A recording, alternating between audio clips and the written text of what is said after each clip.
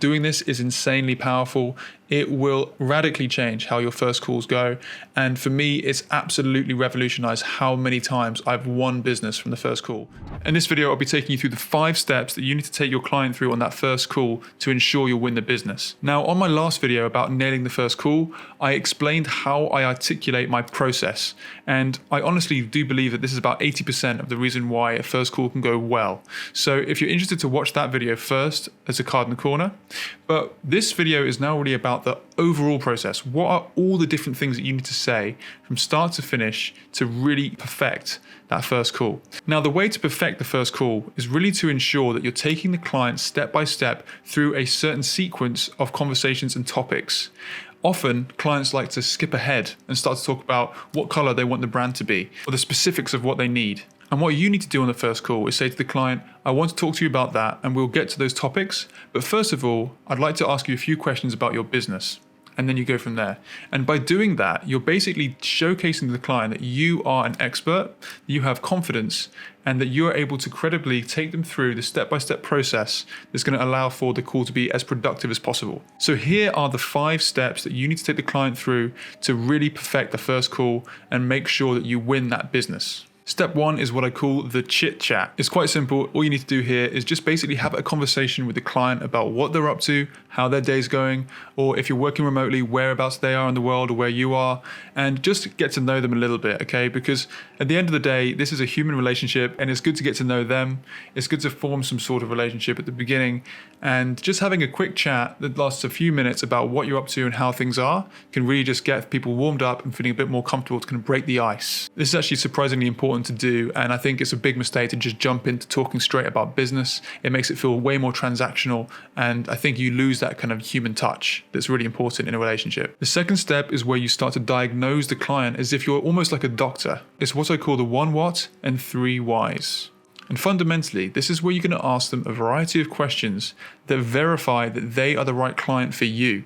And just remember, this is not just about you proving to them that you're the right person. It's also you validating them as a client to ensure that they're going to be the right person that you want to work with. And at this phase, you want to be looking out for red flags about whether or not this might not be the right kind of person you want to work with, or perhaps it's just not the kind of job that you're specialized in. This is why you'll ask, first of all, what does your business do? It's a very simple question, and often it will lead to a very long answer from the client, but what you'll be doing here is just listening intently and trying to absorb everything that you need to know about the fundamentals of what their business is all about. Once they've completed their answer, make sure you repeat back to them what they've said in a simplified manner. This will convey professionalism, and it will show the client that you have been intently listening to them. After that, you're going to ask them 3 whys.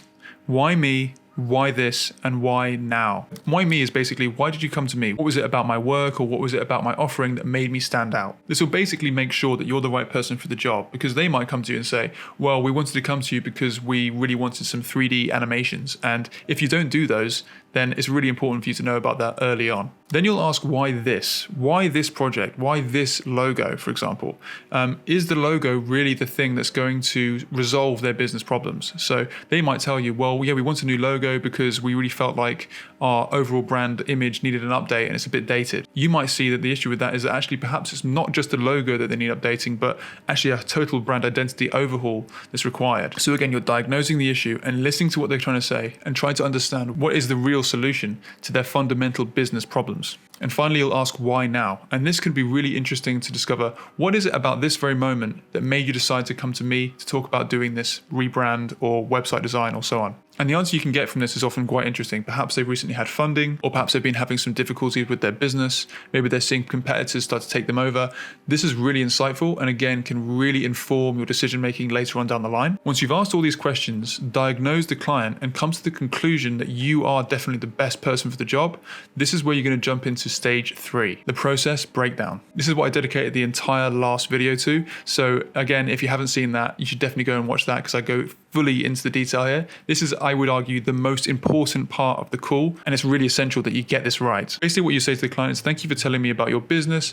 I'd love to help you out with this. Let me take you through what my process tends to look like for a project like this. The client would then say, yeah, that sounds great. And then you jump into basically the narrative or the story of what it's going to be like to work with you. The fundamentals of nailing this part of the call will will be for you to take them through the step-by-step process that you will go through with them. You'll share the outcomes and benefits of working with you, and you'll articulate that you have a formula for success, a step-by-step process that you will take them through that will basically guarantee that the results will be as good as they possibly can be. As I said before, doing this is insanely powerful. It will radically change how your first calls go. And for me, it's absolutely revolutionized how many times I've won business from the first call. And it's gotten to the point now where I can't actually remember the last time I had a first call that didn't go well or didn't end up with me winning the business. So once you've finished articulating your process, what you should notice is there's actually a tone change. There's actually a difference in how your client is behaving and how they're talking to you, because it's gone from speculative, maybe they work with you, they're kind of sussing you out, to, okay, we definitely want to work with this person, we're super dedicated, and when can we start? Okay, and this is when we want to jump into phase 4, where we talk about the budget and the timescale. Talking about budget on the first call is essential, and again, it is a bit of an art form, but quite simply, it's best just to come out with the question, do you have a budget in mind for this project? At this stage, this is where the conversation can go in many different directions.